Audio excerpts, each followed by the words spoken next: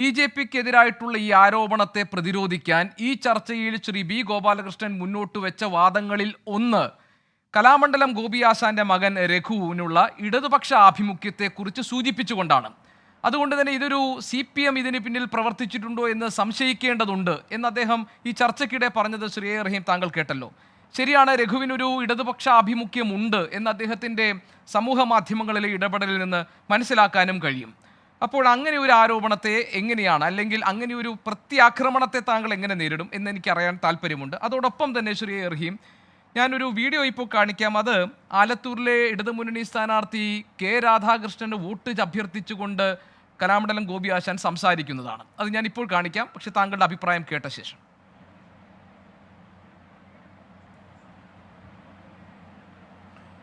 ഇതിനകത്ത് ശ്രീ ബി ഗോപാലകൃഷ്ണൻ്റെ വാദമുഖങ്ങൾ ഈ കണ്ടിരിക്കുന്ന പ്രേക്ഷകർ തന്നെ അർഹിക്കുന്ന അവജ്ഞയോട് തള്ളിക്കളയും എന്നാണ് എൻ്റെ അഭിപ്രായം. അത് നിലവിട്ടു പോയവരുടെ പ്രത്യാക്രമണം. ഗോപി, ഇത് ഒറ്റപ്പെട്ട സംഭവമാണോ? ഈ തൃശ്ശൂരിലെ തന്നെ BJPയുടെ സ്ഥാനാർത്ഥിയുടെ മറ്റ് ചരിത്രം എന്താണ്? മാതാവിനെ പറ്റിക്കാൻ ശ്രമിച്ചവരല്ലേ ഇവർ? മാതാവിനെ ആരെങ്കിലും പറ്റിക്കാൻ ശ്രമിക്കുമോ? നിങ്ങൾ ആലോചിച്ച് നോക്കി. മാതാവിനെ പറ്റിക്കാൻ ശ്രമിച്ചവർ ഇപ്പോൾ ഗോപി ആശാന് വിലയിട്ടിരിക്കുന്നു, വില പറയാൻ ശ്രമിച്ചിരിക്കുന്നു. ഇതല്ലേ കണ്ടത്? ഇത് എന്താണ് അതിൻ്റെ യാഥാർത്ഥ്യം? യഥാർത്ഥത്തിൽ ഈ BJP പലതരത്തിലുള്ള ആളുകളെ കണ്ടിട്ടുണ്ട്. പക്ഷേ BJP കരുതിയത് എല്ലാ സുരേഷ് ഗോപിമാരെ പോലെ ആയിരിക്കും ഈ ഗോപി എന്ന പേരുള്ള എല്ലാവരും, ഇല്ലെങ്കിൽ എല്ലാ മലയാളികളും എന്നാണ്. അങ്ങനെയല്ലല്ലോ. ഇപ്പോൾ അല്പം മുമ്പ് ഈ വേദിയിലിരുന്ന് ഈ ചർച്ചയിൽ എൻ്റെയും ഗോപികൃഷ്ണൻ്റെയും എല്ലാം അന്തസ്സും അഭിമാനവും എല്ലാം മാർക്കിടുന്നത് കണ്ടു Shri B Gopalakrishnan. Shri B Gopalakrishnan BJP ആണ് എന്നൊരൊറ്റ കാരണത്താൽ തന്നെ ബി ഗോപാലകൃഷ്ണൻ്റെ അന്തസ്സും അഭിമാനവും എത്ര കണ്ട് ഇടിഞ്ഞതാണ് എന്ന് അദ്ദേഹം തന്നെ സ്വയം മനസ്സിലാക്കിയാൽ മതി. എന്താണ് ഇവരുടെ രീതി?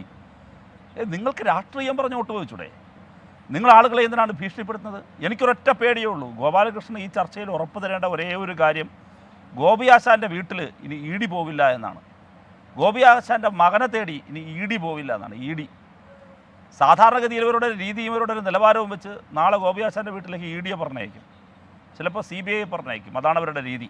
ഇവരുടെ പോക്കറ്റിലിരിക്കുന്ന രണ്ട് ഏജൻസികൾ എന്ന നിലയിൽ ഇങ്ങനെ ചെയ്തുകൊണ്ടിരിക്കുകയാണ്. അപ്പോൾ ഇത് ശരിയല്ല. നമ്മുടെ രാജ്യത്തിൻ്റെ തന്നെ അഭിമാനത്തിന് ഇത് കോട്ടം തട്ടിക്കുകയാണ്.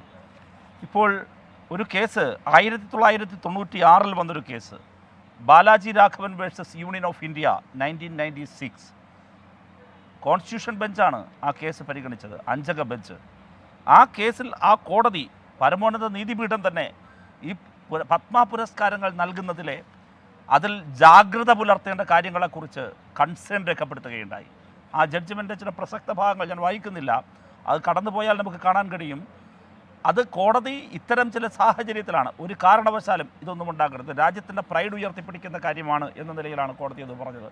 അപ്പോൾ നമ്മുടെ രാജ്യം എക്കാലവും ഇത്തരം കാര്യങ്ങളിൽ പുലർത്തേണ്ടുന്ന മാന്യതയും ഔചിത്യവും ഉണ്ടല്ലോ, ആ ഔചിത്യമെല്ലാം കളയാണ്.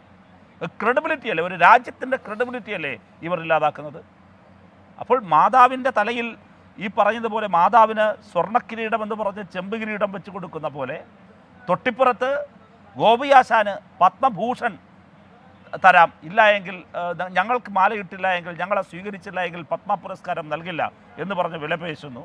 മലയാളിയുടെ ആത്മാഭിമാനത്തെയാണ് ഇവർ ചോദ്യം ചെയ്തുകൊണ്ടിരിക്കുന്നത്. പക്ഷേ ഞാൻ ഗോപി ആശാനെ സല്യൂട്ട് ചെയ്യുകയാണ്, അദ്ദേഹത്തിൻ്റെ മകനെ, ആ കുടുംബത്തെ ഞാൻ അഭിനന്ദിക്കുകയാണ്. ശരി, ശ്രീ എ റഹീം, ഇനി കാണിക്കാൻ പോകുന്ന ഈ ദൃശ്യങ്ങൾ, ശ്രീ എ റഹീം, ഗോപി ആശാൻ ഈ ആലത്തൂരിലെ LDF സ്ഥാനാർത്ഥിക്ക് വേണ്ടി വോട്ട് അഭ്യർത്ഥിക്കുന്ന ദൃശ്യങ്ങളാണ്. നമുക്കതൊന്ന് കാണാം. ഒരുപക്ഷെ അദ്ദേഹത്തിൻ്റെ ഈ തെരഞ്ഞെടുപ്പിൽ അദ്ദേഹത്തിൻ്റെ ഒരു രാഷ്ട്രീയ നിലപാട് ഈ വിഷയത്തെ അതായത് ഇതിനെ പുറത്തു കൊണ്ടുവരുന്നതിന് കാരണമായിട്ടുണ്ടോ എന്ന കാര്യം കൂടി താങ്കൾക്ക് വിശദീകരിക്കും. ഞാൻ ആ വിഷ്വൽസ് ഒന്ന് ഇപ്പോൾ കാണിക്കാം. ജസ്റ്റ്. നമസ്കാരം പ്രിയപ്പെട്ടവരെ, ഞാൻ കലാമണ്ഡലം ഗോപി. ഞാനിപ്പോൾ നിങ്ങളുടെ മുമ്പിൽ ഒരു അഭ്യർത്ഥനയായിട്ടാണ് ഇപ്പോൾ അഭിമുഖീകരിച്ചു കൊണ്ടിരിക്കുന്നത്. മറ്റൊന്നുമല്ല, നമ്മുടെ ബഹുമാനപ്പെട്ട മന്ത്രി, ദേവസ്വം മന്ത്രി കെ രാധാകൃഷ്ണൻ ഇത്തവണ ലോകസഭയിലേക്ക് ആലത്തൂർ മണ്ഡപത്തിൽ നിന്ന് സ്ഥാനാർത്ഥിയായിട്ട് നിൽക്കാൻ തീരുമാനിച്ചിരിക്കുകയാണ്. ജനങ്ങളോടുള്ള പെരുമാറ്റത്തിനെ സംബന്ധിച്ചും എനിക്ക് നല്ലപോലെ ബോധ്യമുണ്ട്. ആ ബോധ്യത്തിൻ്റെ പേരിലാണ് ഇത്രയും നിങ്ങളോട് ധൈര്യസമേതം വോട്ട് അപേക്ഷിക്കുക എന്ന പേരിൽ നിങ്ങളെ അഭിമുഖീകരിക്കുന്നത്. ഇതാണ് എനിക്ക് നിങ്ങളോട് പറയാനുള്ള, വ്യക്തിപരമായി പറയാനുള്ള ഒരു കാര്യം. അത് സന്തോഷം. ശ്രീ എ റഹീം.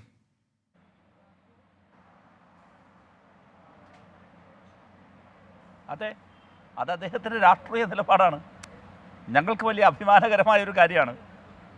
ആദരണീയനായ കലാമണ്ഡലം ഗോപിയാശാൻ ഇത്തരത്തിലൊരു കാര്യം ഞങ്ങളുടെ ഒരു സ്ഥാനാർത്ഥിക്ക് വേണ്ടി, ഇടതുപക്ഷ ജനാധിപത്യ മുന്നണിക്ക് വേണ്ടി അദ്ദേഹത്തിനൊരു രാഷ്ട്രീയ നിലപാടാണ്. ആ രാഷ്ട്രീയ നിലപാട് അദ്ദേഹം സ്വീകരിക്കുന്നു. വളരെ നല്ല കാര്യമാണല്ലോ. അദ്ദേഹം നിർഭയമായി ഈ കാര്യങ്ങൾ ചെയ്യുന്നു. അല്ല ശ്രീ എ റഹീം, ശരിയാണത്. അല്ല, അദ്ദേഹത്തിന്റെ രാഷ്ട്രീയ നിലപാടാണ് ഞാൻ യോജിക്കുന്നത്. പക്ഷേ ഈ രാഷ്ട്രീയ നിലപാടിന്റെ പേരിൽ ഈ തിരഞ്ഞെടുപ്പ് കാലത്ത് ഒരു ഇടനിലക്കാരനായ ഡോക്ടർ പത്മഭൂഷൺ വാഗ്ദാനം ചെയ്തു എന്ന വിവരത്തിന്റെ അതിന്റെ ക്രെഡിബിലിറ്റിയെ ഇത് ഇല്ലാതാക്കുന്നുണ്ടോ എന്നാണ് ഞാൻ ചോദിക്കുന്നത്. അതെങ്ങനെയാണ് ക്രെഡിബിലിറ്റി ഇല്ലാതാക്കുക? എങ്ങനെയാണ് ക്രെഡിബിലിറ്റി ഇല്ലാതാക്കുക? മന്ത്രി കെ രാധാകൃഷ്ണനെ പോലൊരാളെ ഗോപിയാശാൻ അഭിനന്ദിക്കുകയും തൻ്റെ അനുഭവത്തിൽ നിന്ന് ആ മനുഷ്യന് വോട്ട് രേഖപ്പെടുത്തണമെന്ന് അഭ്യർത്ഥിക്കുകയും ചെയ്തതും ഈ നേരത്തെ പറഞ്ഞത് തമ്മിലത് ബന്ധം. ഇനി ഈ ചർച്ചയിൽ തന്നെ കണ്ടതെന്താണ്? ഞാൻ അതിലേക്ക് മടങ്ങി വരാൻ ആഗ്രഹിക്കുന്നു. ഈ ചർച്ചയിൽ കള്ളി വെളിച്ചത്തായില്ലേ, ചെമ്പു തെളിഞ്ഞില്ലേ? ഈ കിരീടത്തിലെ ചെമ്പു തെളിഞ്ഞതുപോലെ ഈ ചർച്ചയിൽ ബി ഗോപാലകൃഷ്ണൻ്റെ നാവിൻ തുമ്പിലൂടെ ഈ വിഷയത്തിലെ ചെമ്പു തെളിഞ്ഞില്ലേ? എന്താ ചെമ്പ്? ഡോക്ടറുടെ പേര് അദ്ദേഹം തന്നെ വെളിപ്പെടുത്തിയില്ലേ? എനിക്കും നിങ്ങൾക്കും എൻ്റെ കൂടെ അത്ര ഡോക്ടറുടെ പേര് അദ്ദേഹം വെളിപ്പെടുത്തി. താങ്കളത് വായിച്ചിട്ടില്ല, ഞാനത് വായിച്ചിട്ടില്ല, ഈ പാനലിലിരിക്കുന്ന വേറെ ആരെങ്കിലും വായിച്ചിട്ടില്ല.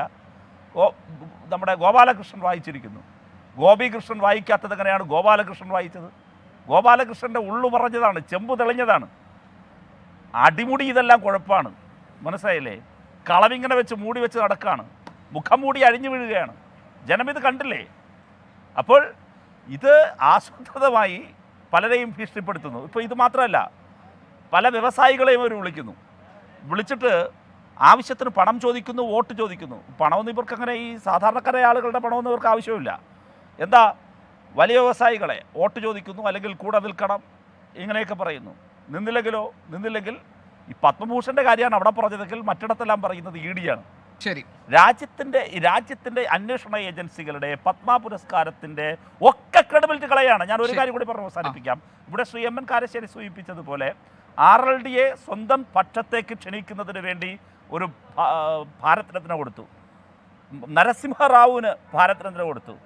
ജീവിച്ചിരിക്കുന്ന കോൺഗ്രസ്സുകാർക്ക് പാരിതോഷികമായി പണവും മരിച്ച കോൺഗ്രസ്സുകാർക്ക് പാരിതോഷികമായി ഭാരതരത്നയും കൊടുക്കുന്ന പാർട്ടിയായി BJP മാറി.